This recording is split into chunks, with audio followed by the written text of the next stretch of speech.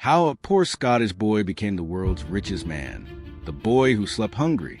In the chilly winter of 1835, in the town of Dunfermline, Scotland, a baby boy was born in a modest stone cottage on Moody Street. His name was Andrew Carnegie, and few could have imagined that this fragile child, cradled in poverty, would one day become the richest man on earth. His father, William Carnegie, was a hand-loom weaver, proud of his craft, weaving fine damask linen by hand. His mother, Margaret, was strong-willed, practical, and determined to keep her family alive, even as the Industrial Revolution tore apart the old ways of living. But from the very beginning, the Carnegies lived under the shadow of hardship. Their small cottage wasn't just cramped. It was shared with another family, for souls in one room, their lives revolving around the clattering of looms below, where William tried desperately to make a living. For a brief moment, there was hope. When Andrew was just a baby, demand for Scottish linen soared, and William invested in more looms. The family moved into a slightly larger home, and Andrew's earliest years seemed to hold promise. But fate had other plans. By the late 1830s, the good times ended. A financial panic in America destroyed the market for fine Scottish linens. At the same time, new steam-powered looms and factories undercut men like William. Overnight, his skills, once treasured, became almost worthless. The family slipped into grinding poverty. Margaret, Andrew's mother, stepped up. She opened a small sweetie shop, selling candies and pies from their home. She cobbled shoes, too, her hands blistering from endless work. Slowly, it became clear, Margaret, not William, will be the family's backbone. Andrew watched it all. Even as a child, he could see his mother's determination, her refusal to give up. From her, he learned the first great lesson of his life. Survival required more than skill. It required grit, creativity, and the courage to fight against impossible odds. Still, hunger stalked the family. Years later, Carnegie would recall nights when they went to bed early, not because they were tired, but because the gnawing pain of hunger was easier to forget if you were asleep. Yet, young Andrew was different from other children. He showed flashes of ambition early on. He kept rabbits and pigeons, cleverly convincing his friends to feed them by naming the animals after them. He sold gooseberries on the side and even kept account books for his mother's small shop before most boys his age could do basic sums. And then there were the books. His uncle, George Lauder Sr., a political radical and chartist, filled Andrew's imagination with fiery speeches about justice and the rights of the working class. But more importantly, George introduced him to the world of reading. Andrew devoured books and, with his astonishing memory, began storing away knowledge like a treasure chest. The Chartist movement failed. The Carnegie struggles worsened. William's weaving career crumbled, and poverty squeezed the family tighter and tighter. At last, Margaret and William made a decision that would change history. They would leave Scotland. In 1848, after a brutal winter, they sold their last loom and borrowed what they could. With Andrew, then 12, and his younger brother Thomas, they scraped together enough money to buy passage to America. Their destination was Allegheny, Pennsylvania, where Margaret's sisters had already settled. The Carnegies boarded the Wiscasset, a former whaling ship, on May 19th. For 50 long days, they endured the Atlantic crossing. Imagine the scene. Seasick families crammed into the dark, damp belly of the ship, sharing buckets of water, praying for calm seas. Andrew, wide-eyed, stared at the endless ocean, dreaming of what lay ahead. When the ship finally reached New York, their journey was far from over. They had to travel by coach, canal, rail, and steamboat for 3 more weeks before reaching their new home. At last, exhausted, the Carnegies arrived in Allegheny. But their new life was not the American dream they imagined. The family rented 2 cramped rooms above a weaver's shop. William tried selling tablecloths door to door, but once again his efforts failed. His skills were relics of a fading world. It was Margaret, once more, who kept the family alive. She cobbled shoes and earned just enough to put bread on the table. And Andrew, now a boy in a strange new land, knew he could not remain idle. At the age of 13, he landed his very first job, as a bobbin boy in a cotton mill. The work was brutal. 12-hour days, 6 days a week, for a pitiful wage of $1.20. The factory air was thick with lint, choking his lungs. His job was to run back and forth, changing bobbins for the weavers. He was constantly on his feet, constantly moving, constantly exhausted. But Andrew never complained. He knew this was his family's lifeline. Soon, he found himself working at another factory, tending a steam boiler. It was dangerous work. The young boy often feared the boiler would explode, and nightmares haunted his sleep. Yet for a little more pay, $2 a week, he endured it. And then came the break that changed his life. At just 15, Andrew secured a job as a messenger boy for the O'Reilly Telegraph Company. Suddenly, his world opened up, dashing to the streets of Pittsburgh, delivering messages to the city's most important businesses. Andrew memorized every building, every street, every name. His extraordinary memory impressed everyone he met. And then he did something no one expected. Carnegie taught himself to understand telegraph messages by ear, without even needing the printed tape. He became one of the first people in America to master this skill. His employers noticed. His salary rose. He was no longer just a poor immigrant boy. He was on his way up. By the time he was 16, Andrew had been promoted to full-time telegraph operator. He was the family's main breadwinner, carrying his parents and brother on his young shoulders. But fate was preparing an even greater twist. In 1853, at just 17 years old, Andrew caught the eye of a man who would change the course of his life forever. Thomas Scott, the rising superintendent of the Pennsylvania Railroad. Scott needed a personal secretary and telegraph operator, someone sharp, reliable, and ambitious. Andrew Carnegie was exactly that. The poor Scottish boy had just stepped onto the path that would make him the richest man in the world. And yet, for all his ambition, Carnegie could not have imagined the risks, betrayals, and tragedies that lay ahead. Because while this job would launch his empire, it would also set in motion choices that would haunt him for the rest of his life. The next segment continues with Andrew Carnegie's rise in the railroad industry, his first investments, and the dangerous gamble that could have ruined everything. The gamble that changed everything. When Andrew Carnegie stepped into the Pennsylvania Railroad offices in 1853, he was just 17 years old. But already, people around him could sense there was something different about this young man. He carried himself with confidence, and behind his bright eyes lay an intelligence that burned fiercely. Thomas A.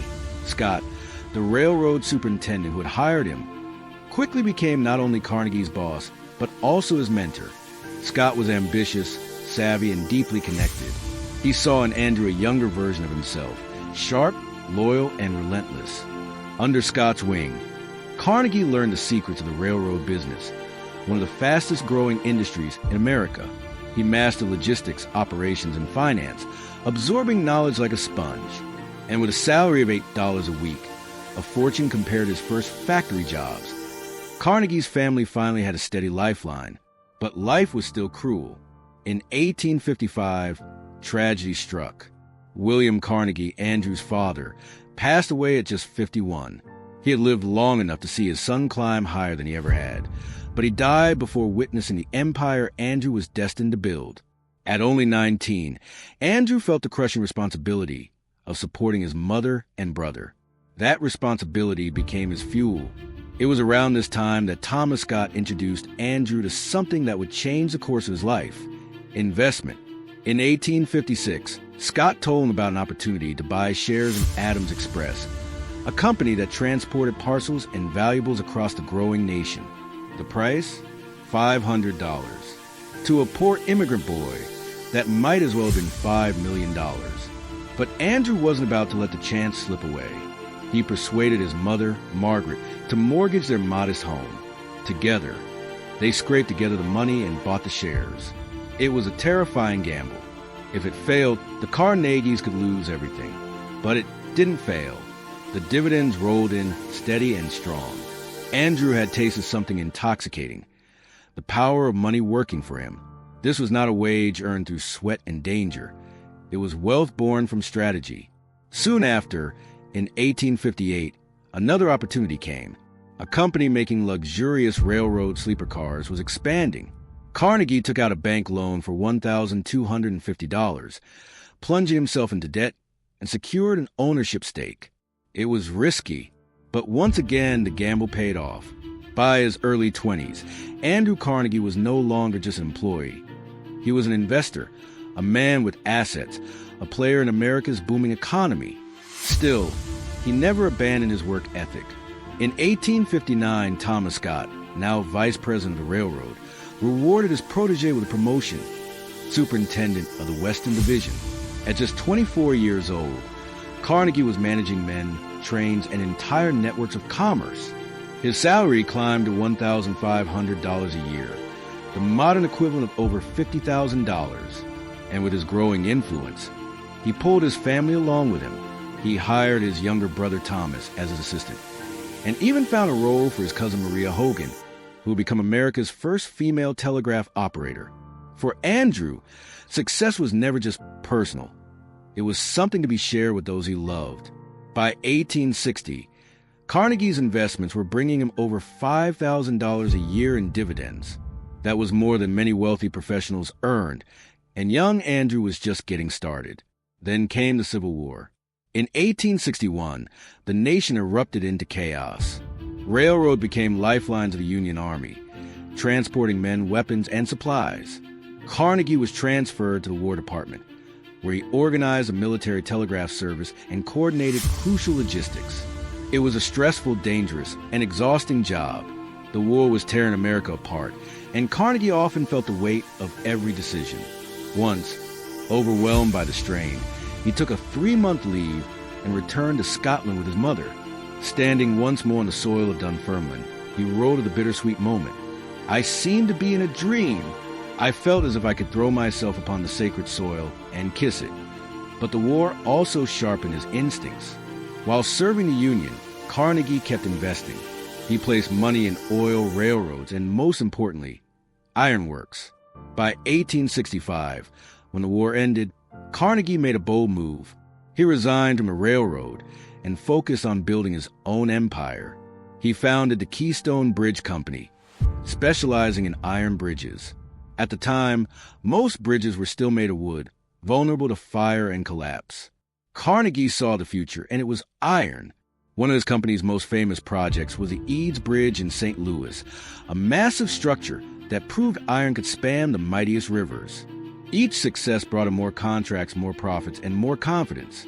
Carnegie also made a private pledge around this time, while staying in New York's luxurious St. Nicholas Hotel.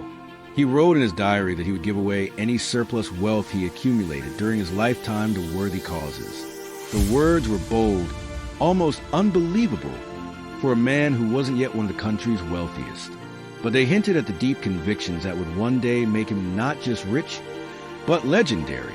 By his early 30s, Andrew Carnegie was raking in over $50,000 a year, a staggering income equal to nearly $1 million today. And yet, he wasn't satisfied. He began consolidating his ventures, putting more and more energy into iron, railroads, and steel. Then came 1872, a trip that would forever alter his destiny. That year, Carnegie traveled to London, where he met Henry Bessemer, the inventor of a revolutionary new process for making steel cheaply and in massive quantities. Until then, steel was expensive, used only for small items like cutlery. But Bessemer's method could make it affordable enough for railroads, bridges, and skyscrapers. Carnegie instantly recognized the opportunity. He realized that steel, not iron, would build a modern world. When he returned to America, he acted without hesitation. He built his first steel mill in 1873 and formed Carnegie, McCandless and Company. It was the start of something enormous. But the path ahead was not smooth. The economy faltered. Competitors circled. Workers grumbled under harsh conditions. And Carnegie, driven by ambition, began making ruthless decisions. Decisions that would win him empires of steel, but also enemies who despised his name. The poor boy from Scotland was transforming into a steel baron. But with power came controversy. And soon, the world would see just how far Andrew Carnegie was willing to go to dominate an industry. The next segment continues with Carnegie's rise to steel supremacy, his partnership with Henry Clay Frick, and the bloody events of the Homestead Strike. Blood in the steel mills. By the late 1870s, Andrew Carnegie had taken his biggest gamble yet. He'd thrown almost everything into steel, a material that most people thought was too expensive, too impractical, too uncertain. But Carnegie saw the future more clearly than anyone. He wasn't just building steel mills. He was building the backbone of modern America. Railroads, bridges, ships, soon even skyscrapers. Carnegie believed steel would shape the world, and he wanted to control every ounce of it. In 1875, his new Edgar Thomson Steel Works outside Pittsburgh roared to life. Using Henry Bessemer's process, the mill could churn out steel faster and cheaper than anyone else. The timing was perfect. America was expanding westward, laying thousands of miles of railroad track. Demand for steel skyrocketed, and Carnegie was ready. He didn't just rely on efficiency. He was strategic. He bought up suppliers of coal and iron ore. He secured transport routes. He crushed competitors by lowering prices until they couldn't survive. This method, called vertical and horizontal integration, was brutal but effective. By controlling every stage of production, Carnegie could guarantee profits no matter what. By 1878, Carnegie's steel business was valued at $1.25 million, the equivalent of nearly $40 million today, and most of that wealth belonged to him. But Carnegie's ambitions didn't stop. He brought in new partners, including a shrewd and ruthless businessman named Henry Clay Frick. Frick controlled vast fields of coking coal, a crucial ingredient for steelmaking. Together, they formed a powerful alliance. Frick became the iron fist of Carnegie's empire. While Carnegie preached about uplifting workers and even wrote articles defending unions, Frick cared about one thing: production at all costs.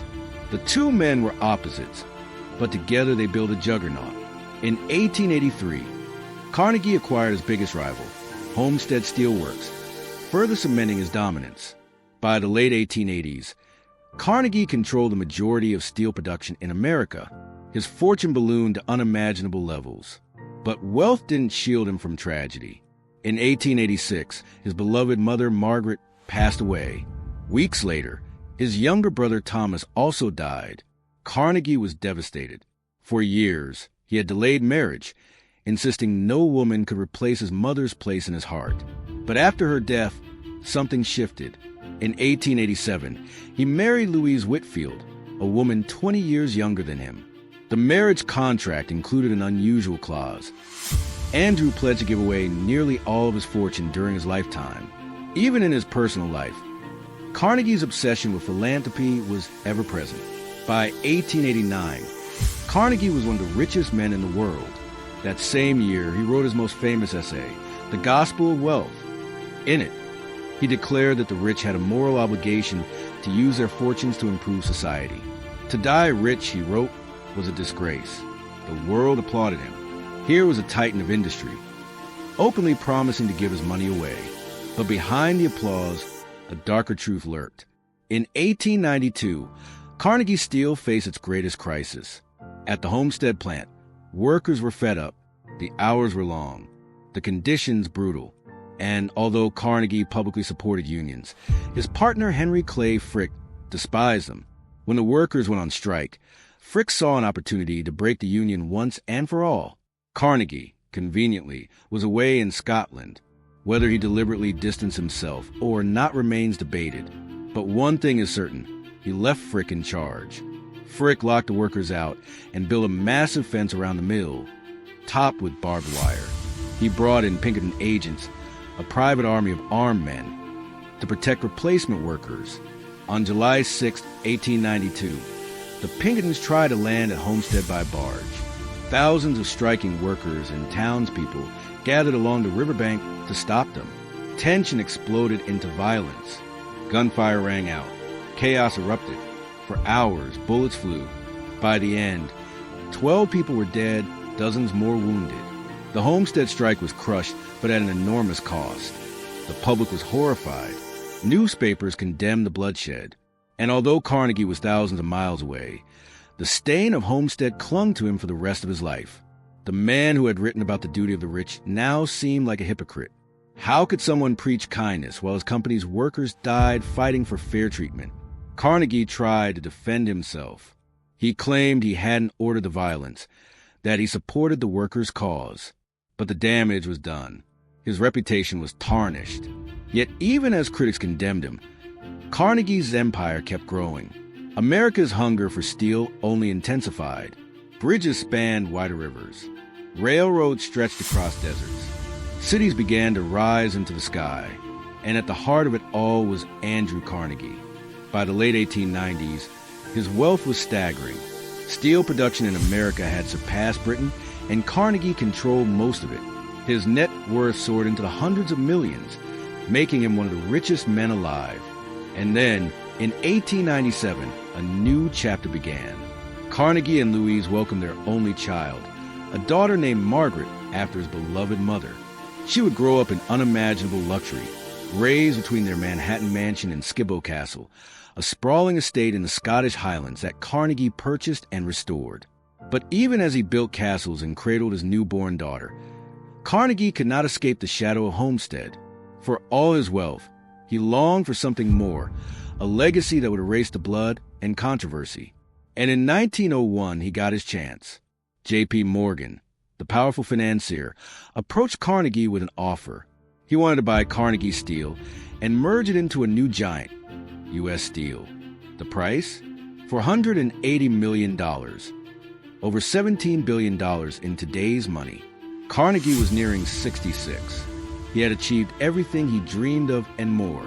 The sale would make him, for a moment in time, the richest man in the world. But the question loomed. Once he had the money, what would he do with it? Would he cling to his fortune like so many other tycoons of the Gilded Age? Or would he truly keep his promise to give it all away? The next segment continues with Carnegie's retirement, his vast philanthropy, and his final years as the world's greatest giver. The richest man gives it all away. In 1901, Andrew Carnegie sat across from financier J.P. Morgan in one of the most consequential meetings in American business history. Carnegie had built the greatest steel empire the world had ever seen. But at age 66, he was tired. He wanted out. He had spent decades consumed by mills, markets, and money. Now he longed for peace, for books, for his wife and young daughter.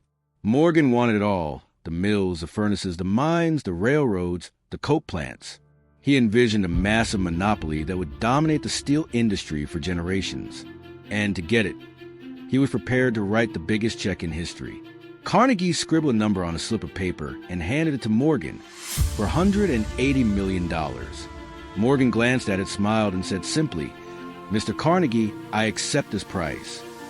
And with that, Carnegie Steel became part of U.S. Steel, the world's first billion-dollar corporation. Carnegie walked away with a personal fortune of over $300 million, nearly $12 billion in today's money. For a moment, Andrew Carnegie was the richest man alive. But instead of basking in the power of wealth, he turned towards something else entirely: giving it away. Carnegie believed his wealth wasn't truly his. He often repeated the line, "The man who dies thus rich dies disgraced." Now free from business, he set out to fulfill his promise. He began building libraries, thousands of them. From New York to London, from small mining towns to great cities, Carnegie funded the construction of over 2,500 public libraries. His philosophy was simple: give people the tools to educate themselves, and they would rise just as he had. But he didn't stop there. He endowed Carnegie Mellon University in Pittsburgh, today one of the top research institutions in the world. He created the Carnegie Institution for Science in Washington, D.C., funding groundbreaking research. He built the Carnegie Hall concert venue in New York, one of the most famous in the world. He established the Carnegie Foundation for the advancement of teaching and the Carnegie Endowment for International Peace. Everywhere, his name became a symbol, not of ruthless industry, but of generosity. Yet not all wounds healed. Many still remembered the bloodshed at Homestead, the strike that stained his reputation. Critics said no amount of philanthropy could erase the suffering of the workers who built his empire. Carnegie wrestled with this contradiction. He truly believed he was serving humanity, yet he could never fully escape the guilt of knowing that his fortune had been born in sweat, blood, and broken strikes. In his later years, Carnegie focused heavily on peace advocacy. He believed war was the greatest curse of mankind.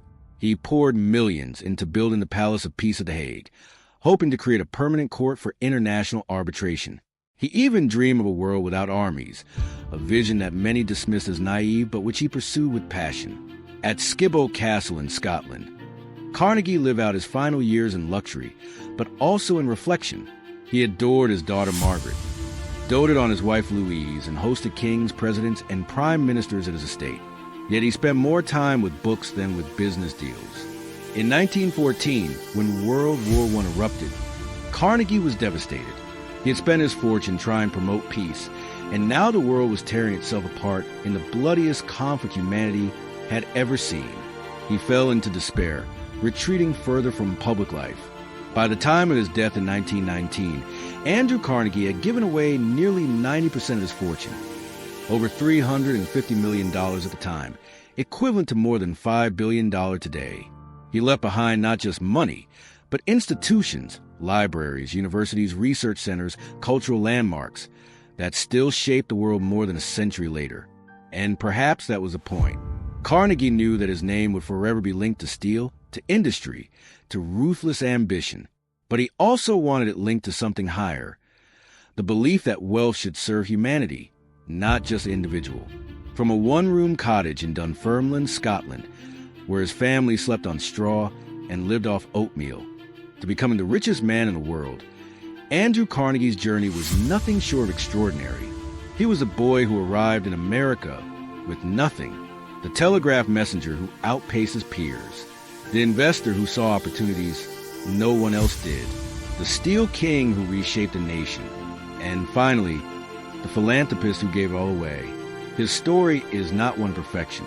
It is one of contradictions, of ruthless ambition and boundless generosity, of blood and libraries, of steel and peace. But through it all, Carnegie proved one thing. Greatness is not defined by what you keep, but by what you give. And so, the boy who had once worked 12-hour shifts in a cotton mill became something else entirely. The man who gave away more money than anyone else in history.